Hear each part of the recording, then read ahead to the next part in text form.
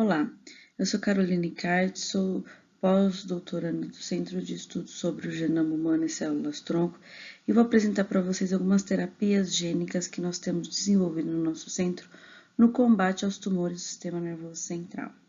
Então, o câncer é a segunda principal causa de morte no mundo, ficando atrás apenas das doenças cardiovasculares, e foi responsável por 18 milhões de novos casos apenas em 2018. E a tendência é que esses números aumentem devido ao aumento da expectativa de vida e à adoção de comportamentos que favorecem a doença. Apenas para relembrar alguns conceitos trabalhados em aula, o câncer é uma doença considerada em sua maioria multifatorial. E podemos ver esse conceito claramente neste gráfico, que analisa a frequência de mutações somáticas nos diferentes tumores. O que vemos aqui é que os tumores com maior frequência de mutações somáticas são aqueles com grande influência do meio ambiente para que ocorram as transformações neoplásicas, como melanoma e pulmão, ou seja, tumores frequentes em adultos, que vão acumulando essas mutações ao longo da vida através da exposição de fatores mutagênicos, como luz UV, no caso de melanoma, e cigarro, no caso de pulmão, até que os tumores ultrapassem o limiar e levem à geração da doença. Já os tumores com menor frequência de mutações são aqueles que ocorrem principalmente em crianças, ou seja, tumores pediátricos, de modo que essas crianças elas já nascem com mutações germinativas com um limiar alto, que basta pouca ou nenhuma influência do meio para que o tumor tenha origem. E como podemos ver, em sua grande maioria, esses tumores são de origem do sistema nervoso central, como gliomas, meduloblastomas. E como podemos olhar nesse outro gráfico, que analisa a incidência e a mortalidade dos diferentes tipos de tumores, vemos que os tumores do sistema nervoso central, eles, apesar de serem um dos menos incidentes, como podemos ver na barra azul, ele apresenta alta mortalidade, ou seja, uma mortalidade de 86%, quando comparado com os tumores mais comuns, como mama e próstata. Agora, se nós considerarmos os tumores pediátricos em crianças de 0 a 14 anos, os tumores do sistema nervoso central são o segundo mais incidente e com uma mortalidade também alta de 60%, se compararmos com a mortalidade da leucemia, que é 35%. Ou seja, evidencia que esses tumores, eles, além de apresentarem características que o tornam um bom modelo para estudo da genética do câncer, eles também, devido à sua alta mortalidade, são tumores que requerem estudos para diminuir essa mortalidade e oferecer umas terapias mais efetivas, terapias alternativas mais efetivas. Então, os tumores do sistema nervoso central em criança, o mais frequente é o osteostoma pilocístico, porém ele é um tumor benigno com prognóstico favorável. Já o segundo mais frequente são os tumores embrionários, com 15%. Eles apresentam uma mortalidade alta e são representados, em sua maioria, pelo meduloblastoma e o ATRT. Juntos, eles formam 70% dos tumores mais incidentes e eles ocorrem preferencialmente, principalmente no cerebelo. E na clínica, esses tumores, eles são estratificados, ou seja, os pacientes são estratificados de acordo com os seguintes parâmetros, que é a idade, tumor residual pós-operatório e metástase.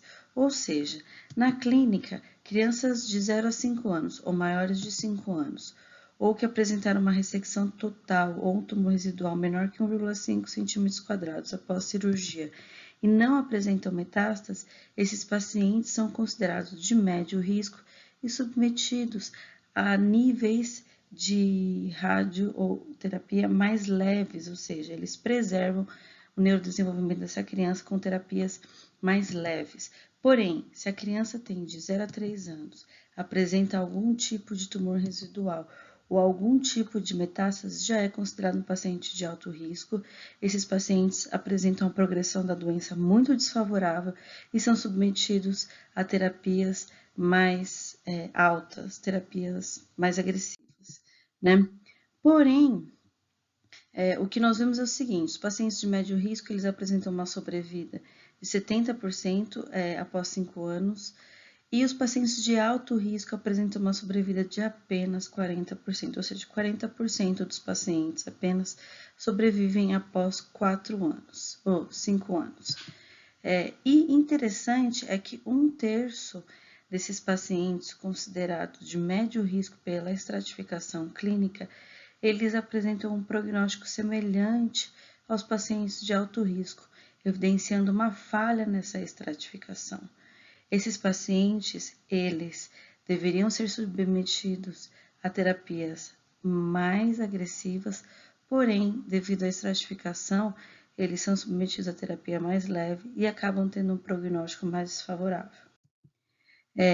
Existem várias outras classificações, além dessa classificação clínica, existe a classificação histopatológica, mas eu gostaria de destacar uma classificação molecular que tem sido desenvolvida principalmente pelos pesquisadores, mas ainda não é muito amplamente aplicada na clínica. Então, essa estratificação, ela divide o meduloblastoma em 4 subgrupos moleculares, em que existe esse nível de agressividade, em que os grupos considerados do subgrupo WNT apresentam uma sobrevida mais favorável, de 90%, os pacientes do grupo Sonic Hedgehog, uma sobrevida de 70%, o grupo 4, ele é mais heterogêneo, apresenta uma sobrevida de 50%, e o grupo 3, ele é muito pouco caracterizado e apresenta a pior sobrevida, que é de apenas 40%. Já os pacientes com ATRT, eles foram recentemente subdivididos em 3 subgrupos moleculares e apresentam uma sobrevida muito desfavorável, de apenas 9 a 17 meses.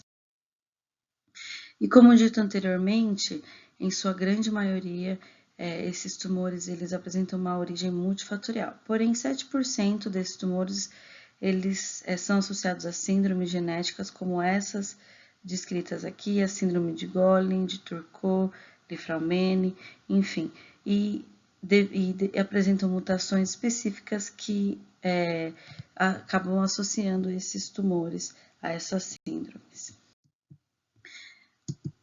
E, diante disso, nós identificamos 2 grandes problemáticas. A primeira é o diagnóstico, em que existe uma necessidade da identificação de biomarcadores de agressividade para melhor estratificação clínica desses pacientes.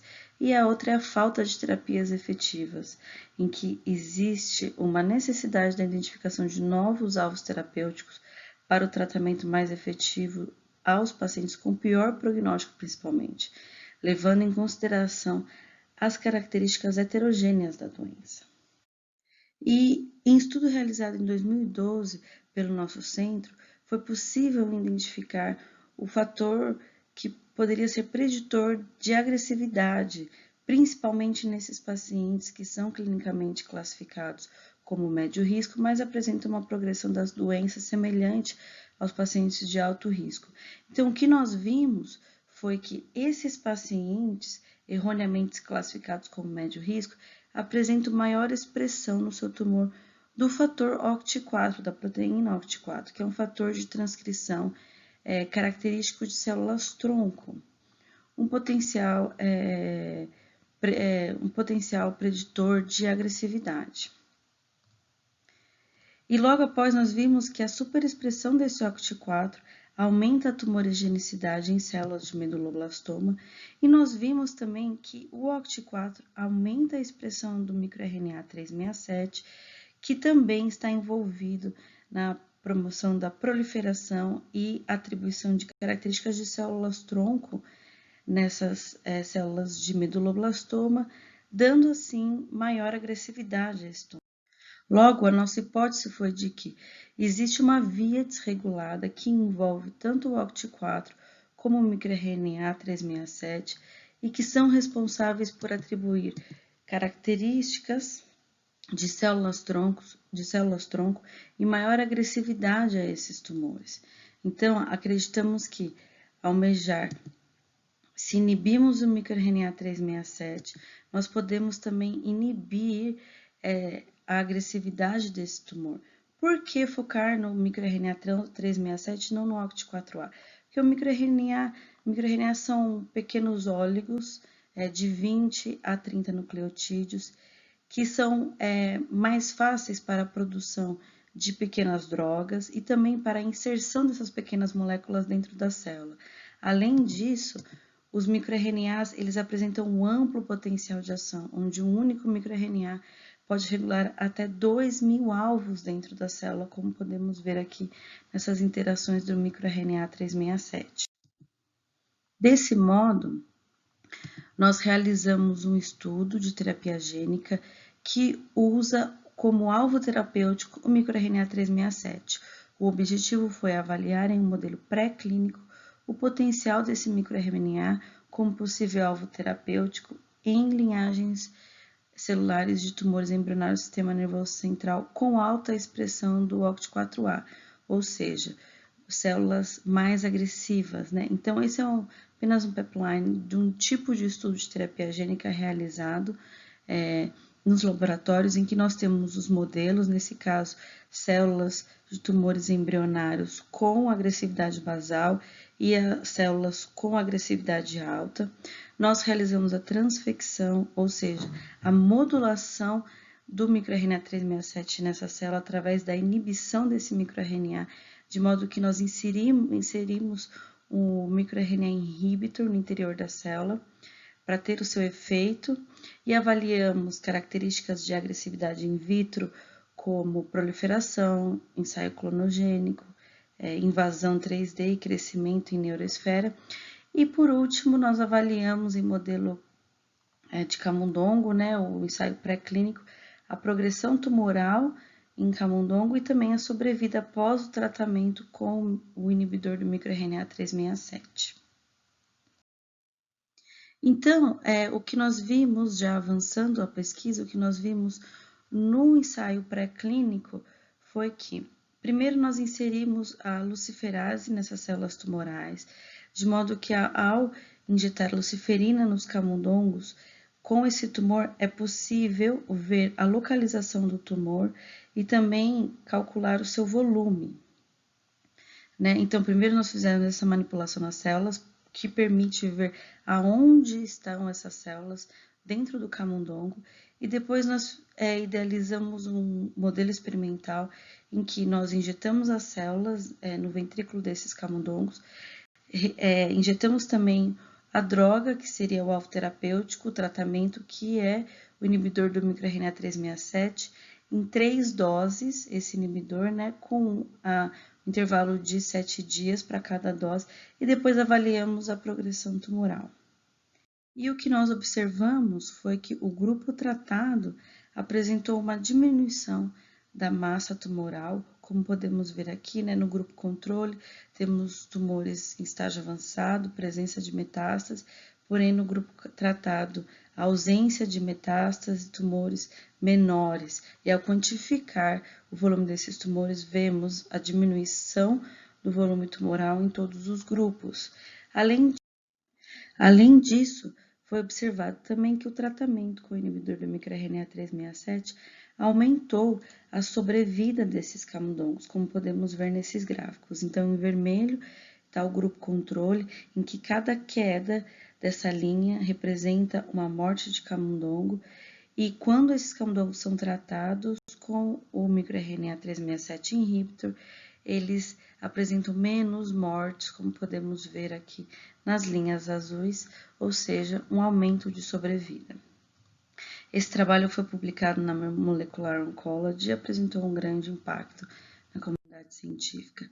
Um outro exemplo de estudo de terapia gênica que teve um grande impacto, que foi mais inovador no sentido de que utiliza um vírus como terapia, que foi o vírus Zika. Então, o objetivo desse estudo foi avaliar o possível efeito oncolítico do vírus Zika em linhagens celulares de tumores embrionários do sistema nervoso central. Então, da onde essa ideia surgiu? Primeiro, o trabalho publicado pela Nature Communication, do grupo da Maiana Zatz, foi visto que o vírus Zika ele apresenta um tropismo seletivo para células tronco-neurais, ou seja, as chamadas NPCs. O Zika infecta preferencialmente células tronco-neurais, levando à microcefalia. E nós vimos também, com análise de microarray de expressão, que as células de tumores embrionários que nós temos no nosso laboratório, essas células apresentam um perfil semelhante a essas células tronco-neurais. Ou seja, a nível de expressão, elas apresentam um perfil de expressão semelhante às células tronco-neurais. Elas são semelhantes. Então, provavelmente, esses tumores, eles são derivados dessas células tronco-neurais. E como o Zika, ao infectar a população, mostrou que 80% das infecções com Zika, os pacientes são praticamente assintomáticos ou com efeito leves, surgiu a ideia de usar o Zika como terapia oncolítica para esses tumores, já que esse vírus apresenta uma infecção seletiva, um tropismo seletivo para essas células com um caráter progenitor e de origem neural. Então, o primeiro teste realizado foi colocar esse vírus em contato com essas células tumorais e nós vimos que o vírus é capaz de entrar e infectar essas células e replicar, como podemos ver o vírus com a marcação vermelha nessas células, e o vírus ele foi capaz de entrar e replicar nessas células em concentrações baixíssimas, como podemos ver aqui. Testamos também outros tipos de tumores, como tumor de mama, colo retal e tumor de próstata. O vírus não foi capaz de infectar nem tumor de colo retal, nem de mama, porém ele conseguiu entrar nas células de tumor de próstata. Esses resultados mostram que o vírus ele apresenta uma seletividade, principalmente para células neurais, mas também para células de tumor de próstata, né? E o efeito oncolítico, ou seja, de morte da célula tumoral, é bem evidente em que apenas 3 dias após o contato do vírus com as células tumorais, toda a cultura ela apresenta morte de 100%, ou seja, apenas 3 dias de contato é suficiente para matar 100% das células tumorais. Depois de confirmar esse efeito oncolítico do vírus Zika, nos experimentos in vitro, nós partimos para o modelo pré-clínico em camundongos e idealizamos um modelo experimental que mimetiza a realidade na clínica desse tipo tumoral. Ou seja, os pacientes eles chegam na clínica já com tumor avançado e são induzidos diretamente para a ressecção tumoral. E neste momento que os médicos realizam a ressecção tumoral, poderia ser feito um tratamento ali com o vírus Zika, uma injeção do vírus Zika direto no tumor. Então, para mimetizar essa realidade, nós injetamos tumores no ventrículo desses camundongos, mimetizando uma metástase 1 já. Esperamos um tempo para que esse tumor se estabelecesse na região cerebral e depois desse tempo nós injetamos o Zika intratumoral e acompanhamos a evolução da doença. E o que nós vimos foi exemplos como esse, em que antes do Zika nós tínhamos um tumor bem estabelecido na região cerebral e também presença de metástase, e uma semana após a injeção do Zika já observamos uma remissão do tumor, que foi aumentando com o tempo, sendo que 5 semanas depois foi observado remissão total do tumor, inclusive remissão de metástase. Um outro exemplo, como podemos ver aqui, em que de 5 animais tratados com o vírus Zika, apenas 2 semanas após o tratamento foi observada remissão total em todos. Esses resultados foram muito surpreendentes. Nós conseguimos publicar essa pesquisa na revista Cancer Research, que é uma das mais prestigiadas da área, e também esse trabalho foi escolhido para ser capa da edição de junho da Cancer Research. Para dar continuidade aos estudos, precisávamos testar essa terapia em outro modelo pré-clínico. Só assim poderíamos pleitear uma aprovação pela Anvisa de um estudo clínico em humanos. E foi assim que descobrimos que cachorros também desenvolvem tumores do sistema nervoso central de forma espontânea. E o caso deles é bem crítico, porque esses cachorros eles chegam muito debilitados na clínica, eles não reclamam, né, de dor, então os tumores são enormes. Não existe neurocirurgia no Brasil. Esses cachorros, a única alternativa para eles geralmente é quimio-radioterapia, que são procedimentos caros e os donos decidem simplesmente por realizar a eutanásia. Então, muitos estudos também têm chamado a atenção de como os cachorros, eles são um modelo experimental pré-clínico muito bom para os humanos, porque eles apresentam características fisiológicas e as características das doenças muito semelhantes aos humanos e que seriam estratégias terapêuticas muito melhores que as dos modelos de camundongo, né? Além disso, como os cachorros eles estão inseridos no mesmo ambiente que os humanos, com toda a complexidade comportamental, essas características fazem deles um melhor modelo para os humanos. E claro que o que mais nos motiva em realizar esse ensaio pré-clínico em cachorro é que eles não têm outra alternativa de terapia, né? São encaminhados para a eutanásia e por isso testar em cachorros e dar uma possibilidade de vida para eles é a nossa maior motivação. Então nós iniciamos um estudo piloto em cães que recebiam o vírus Zika como tratamento terapêutico para tumores do sistema nervoso central. Então, esse é um dos pacientes inseridos no nosso estudo. Podemos ver que ele apresenta um olhar obnubilado, ou seja, um olhar perdido. Ele foi diagnosticado com um oligodendroglioma estágio muito avançado. Ele não conseguia reconhecer os donos quando o chamavam, apresentava esses movimentos circulares, né? Tinha dificuldade de se alimentar independentemente. E após o início do tratamento com injeção do vírus Zika direto no sistema nervoso central, apenas 5 dias após o início do tratamento, ele já respondia aos donos, era capaz de andar em linha reta, e 14 dias após, ou 11 dias, né, após o tratamento, já era capaz de brincar com a bolinha, apresentando uma melhora clínica muito evidente. Isso é devido à diminuição do tumor, da sua massa tumoral, como podemos ver aqui nessas imagens de ressonância, em que houve uma redução da massa tumoral de 2 centímetros cúbicos após 60 dias do início do tratamento. E as análises histopatológicas do tumor foi visto que apresentavam grandes áreas de necrose na borda do tumor, ou seja, o vírus ele atua mais na borda do tumor, matando essas células tumorais, como podemos ver aqui e aqui. E o outro fato interessante é que houve um recrutamento das células do sistema imunológico. Foi observado no interior do tumor plasmócitos, macrófagos, como podemos ver aqui, e linfócitos, né?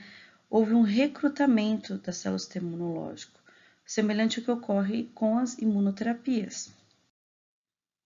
Um outro paciente incluído no nosso estudo foi esse salsichinha, em que podemos ver aqui que ela apresenta dificuldade para andar, não se alimentava sozinha, né? Foi inicialmente diagnosticada como um glioblastoma, porém as análises histopatológicas mostraram que era um meningioma.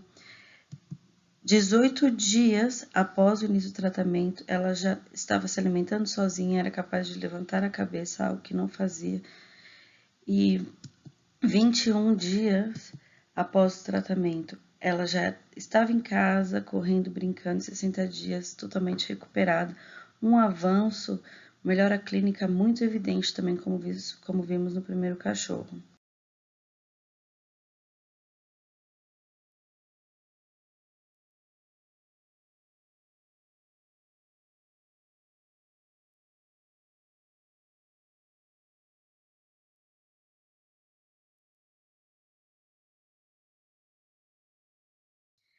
E as imagens de ressonância mostram também que o tumor ele atuou mais na borda, né, da massa tumoral.